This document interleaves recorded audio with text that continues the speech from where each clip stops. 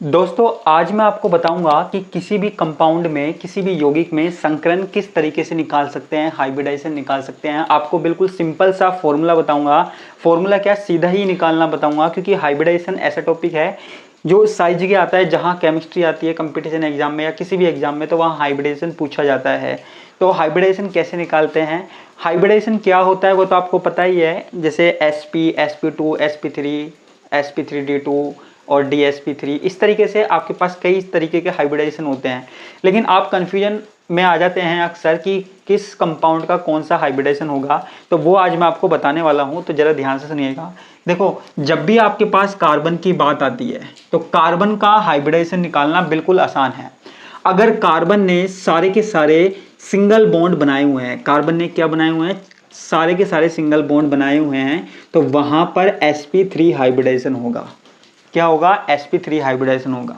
यदि कार्बन ने कहीं पर डबल बॉन्ड बनाया हुआ है, क्या बनाया हुआ है, डबल बॉन्ड बनाया हुआ है, तो वहां पर sp2 हाइब्रिडाइजेशन होगा। ये तो रट लीजिए, कार्बन का डबल बॉन्ड जैसे ही आपको दिखा वहां पर sp2 हाइब्रिडाइजेशन। अगर कार्बन ने कहीं पर ट्रिपल बॉन्ड बना रखा है तो वहां पर क्या होगा, sp हाइब्रिडाइजेशन होगा, sp संकरण होगा। ठीक है। हाँ, लेकिन एक चीज और बता दूं, यहाँ पे इस sp2 में मान लीजिए किसी कार्बन के दोनों तरफ इस तरीके से डबल बॉन्ड है, ठीक है, तो इस वाले कार्बन का हाइब्रिडाइजेशन sp2 ना होकर sp ही होता है, ध्यान रखना। तो सिंपल सी चीज है, ये कार्बन का हाइब्रिडाइजेशन तो आप सिंपल तरीके से याद रख सकते हो, क्लियर है। लेकिन बात आती है कि अगर किसी और कंपाउंड का हाइब्रिडाइजेशन पूछ लिया जाए, किसी और एलिमेंट का हाइब्रिडाइजेशन पूछ लिया जाए, तो वो आप कैसे निकालोगे। ये निकालना तो बिल्कुल सरल है, क्लियर है। तो और किसी कंपाउंड का कैसे निकालोगे, तो देखो अलग अलग बुकों में अलग अलग फॉर्मूले लिखे हुए हैं। किसी को फॉर्मूले याद होते हैं, किसी को याद नहीं होते। कईयों में हम याद रखते हैं कि इतने इलेक्ट्रॉन होने चाहिए, इतने वैलेंस शेल की वैलेंसी होनी चाहिए, पता नहीं क्या क्या याद रखना पड़ता है। लेकिन मैं आपको एक तरीका बताता हूँ जिससे आपको कुछ भी याद नहीं रखना पड़ेगा, क्लियर है। जैसे मान लीजिए आपके पास कोई कंपाउंड है, आपके पास कोई कंपाउंड है CH4, तो आपको उस कंपाउंड में सिंपल सी बात है, क्या गिन लेना है, बॉन्ड गिन लेना है। 1 2 3 4, 4 बॉन्ड हो गए। तो 4 बॉन्ड होते ही क्या होगा, sp3, ठीक है। अब आप कहोगे सर ऐसा हर किसी में थोड़ी होगा, हर किसी में नहीं होगा, लेकिन कैसे होगा वो मैं आपको बताता हूं। अब जैसे मान लीजिए आपके पास आ जाता है BCl3। अब आपको पता है बोरोन ने 3 क्लोरीन के साथ बॉन्ड बनाया हुआ है। कितने क्लोरीन के साथ, 3 क्लोरीन के साथ। अब देखिए कितने बॉन्ड है, 1 2 3, 3 बॉन्ड है, तो हमारे पास क्या हो जाएगा, sp2, ठीक है। तो अब आप पूछोगे सर क्या यहाँ पे सिर्फ बॉन्ड पे ये बॉन्ड गिनने हमें, नहीं। देखो आपको अगर कोई कंपाउंड दिखता है, आपको किसी कंपाउंड में हाइब्रिडाइजेशन संकरण बताना है, तो आपको बगल वाले की शक्ल नहीं देखनी, आपको एक सिंपल सा काम करना है। उस कंपाउंड के अंदर जितने भी बॉन्ड है, ठीक है, प्लस में लोन पेयर, उन दोनों को जोड़ दीजिए, उन दोनों को जोड़ दीजिए, तो आपके पास संकरण निकल के आ जाएगा। अगर आपके पास वहां पर 2 आता है, बॉन्ड और लोन पेयर को जोड़ने पर 2 आता है, तो वहां पर sp होगा, ठीक है। 3 आता है तो वहां पर sp2 होगा, 4 आता है तो sp3 होगा, सिंपल सा तरीका है ये। 5 आता है तो sp3d होगा, ठीक है। ऐसे 6 भी आ सकता है, 7 भी आ सकता है। अगर 6 आता है तो आपके पास क्या होगा, sp3d2 होगा, और अगर 7 आता है तो sp3d3 होगा, ये है। अब आप कहोगे सर कुछ एग्जाम्पल करके बताओ कैसे। जैसे मान लीजिए मैं एग्जाम्पल करके दिखाता हूं।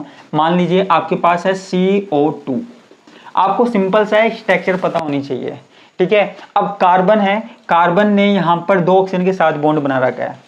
अब देखो आपको बॉन्ड गिनना है, लेकिन एक बात और बता दूं, आपको केवल सिग्मा बॉन्ड गिनने हैं। कौन से बॉन्ड गिनने हैं, सिग्मा बॉन्ड गिनने हैं, पाई बॉन्ड नहीं गिनने हैं। तो यहां पर आप ये देखिए, एक सिग्मा बॉन्ड, एक सिग्मा बॉन्ड, तो सिग्मा बॉन्ड कितने हैं, 2, ठीक है, 2 सिग्मा बॉन्ड है। उसके बाद आपको लोन पेयर देखना है। अगर आपको कार्बन का क्या निकालना है, संकरण निकालना है, तो कार्बन का लोन पेयर देखना पड़ेगा। कार्बन का लोन पेयर कैसे देखेंगे, कार्बन का इलेक्ट्रॉनिक विन्यास देखिए 1s2 2s2 2p2, क्लियर है। अब यहां पर 1s2 2s2 2p2 में देखिए यहां पर 1 2 इलेक्ट्रॉन है, क्लियर है। कितने इलेक्ट्रॉन है, 1 2 इलेक्ट्रॉन है।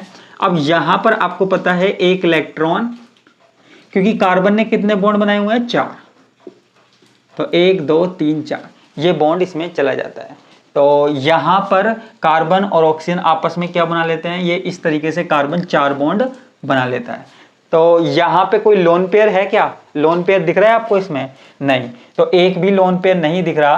तो यहाँ पर कार्बन का हाइब्रिडाइजेशन क्या हो जाएगा, कार्बन का हाइब्रिडाइजेशन क्या हो जाएगा यहाँ पर, ठीक है, sp हो जाएगा, क्या हो जाएगा, sp हो जाएगा। तो इस तरीके से आपको हाइब्रिडाइजेशन निकालना है किसी का भी। अब मान लीजिए आपके पास है NH3 है। देखो अगर आपको स्ट्रक्चर पता होती है ना किसी भी कंपाउंड की, तो आप उसका हाइब्रिडाइजेशन संकरण आसानी से निकाल सकते हो। अब जैसे मान लीजिए अमोनिया है, अमोनिया में आप ये देखिए कितने बॉन्ड है, 1 2 3, 3 बॉन्ड है, प्लस प्लस आपको पता है एक लोन पेयर होता है, एक लोन पेयर, तो आपने लोन पेयर गिन लिया, 3 + 1 4, तो 4 आते ही क्या होता है, sp3, तो ये sp3।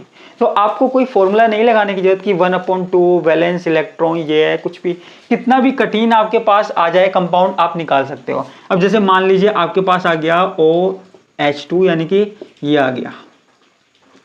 अब आपको पता है H2 में कितने बॉन्ड है, 2 बॉन्ड है, प्लस में ऑक्सीजन ने देखो यहाँ पे कितने लोन पेयर है, 1 2, 2 लोन पेयर है, तो 2 और 2 कितने हो जाएंगे, 4 हो जाएंगे, और 4 पे कौन सा आता है, sp3, तो इसका हाइब्रिडेशन कौन सा हो गया, sp3 हो गया। तो सिंपल सा तरीका है ये हाइब्रिडेशन निकालने का तरीका। अब आप बोलोगे सर कोई और निकाल के दिखाओ, बिल्कुल हम निकाल के दिखाते हैं, बहुत सारे एग्जाम्पल हैं, कोई सा भी आप एग्जाम्पल ले सकते हो, ठीक है, जो आपको एग्जाम्पल मिले वो आप ले सकते हो। अब जैसे मान लीजिए XeO4 है, ठीक है, कठिन एग्जांपल ले लेते हैं, XeO4 है, तो यहां पर जिनोन से 4 ऑक्सीजन जुड़े हुए हैं, क्या जुड़े हुए हैं, 4 ऑक्सीजन जुड़े हुए हैं, क्लियर है। तो आपको यहां पर केवल सिग्मा वाले बॉन्ड गिनने हैं। तो देखो सिग्मा वाले bond 1 2 3 4, 4 sigma bond, 4 sigma bond हुए, तो ये क्या हो गया, sp3 हो गया, क्या हो गया, sp3 हो गया। किसी का भी आप निकाल सकते हो, जिसका आपको पता हो, जिस कंपाउंड को आप जानते हो, स्ट्रक्चर जानते हो, आप उसका आराम से निकाल सकते हो। लेकिन आपको सीधी सी बात है स्ट्रक्चर पता होनी चाहिए, स्ट्रक्चर पता होगी तो आप यहाँ पे कुछ भी निकाल सकते हो इलेक्ट्रॉन,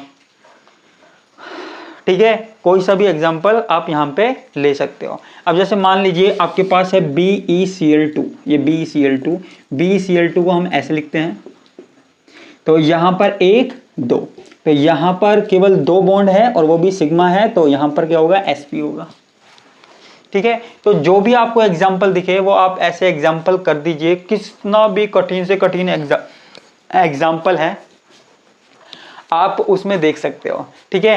अब आप कहोगे सर कईयों में हमको लोन पेयर पता नहीं लग रहा, लोन पेयर कैसे पता लगे, लोन पेयर के लिए आप क्या करोगे, आप इलेक्ट्रॉनिक कॉन्फ़िगरेशन देखोगे, क्या देखोगे, इलेक्ट्रॉनिक कॉन्फ़िगरेशन। अगर आपको इलेक्ट्रॉनिक कॉन्फ़िगरेशन पता है तो आपको सब कुछ पता है। कैसे, देखिए मैं बताता हूँ। जैसे मान लीजिए आपके पास है, मान लीजिए PCl3 है, PCl3 है, इसमें आपको क्या निकालना है, हाइब्रिडाइजेशन निकालना है। आप हाइब्रिडाइजेशन कैसे निकालोगे, तो देखो PCl3 में क्लोरीन ने 3 बॉन्ड बना रखे हैं, कितने बॉन्ड बनाए हुए हैं, 3 बॉन्ड, तो 3 सिग्मा बॉन्ड, ठीक है। अब आपको इसके लोन पेयर देखना है, लोन पेयर इसके पास है या नहीं है, ठीक है, लोन पेयर है या नहीं है। तो आप क्या करोगे, देखो क्या करोगे, जो फास्फोरस है फास्फोरस लीजिए, ठीक है। अब आप ये याद करिए कि फास्फोरस से ऊपर कौन आता है, फास्फोरस से ऊपर कौन आता है पीरियोडिक टेबल में, आपको याद है। अगर आपको इसका इलेक्ट्रॉनिक कॉन्फ़िगरेशन याद है तो कोई दिक्कत है ही नहीं, कोई भी प्रॉब्लम नहीं है। लेकिन अगर आपको इसका इलेक्ट्रॉनिक कॉन्फ़िगरेशन नहीं पता तो आप क्या करोगे, फास्फोरस से ऊपर याद कीजिए कौन सा एटम आता है। तो पीरियोडिक टेबल में हम याद करते हैं कि फास्फोरस से ऊपर कौन आता है, नाइट्रोजन आता है, नाइट्रोजन, फास्फोरस, ठीक है, फिर आर्सेनिक, ठीक है, इस तरीके से आते हैं, फिर बिस्मिथ भी आता है नीचे। तो नाइट्रोजन का लास्ट वाला इलेक्ट्रॉनिक विन्यास कितना होता है, लास्ट वाला इलेक्ट्रॉनिक विन्यास कितना होता है, H2P3, ये होता है ना, ये होता है H2P3।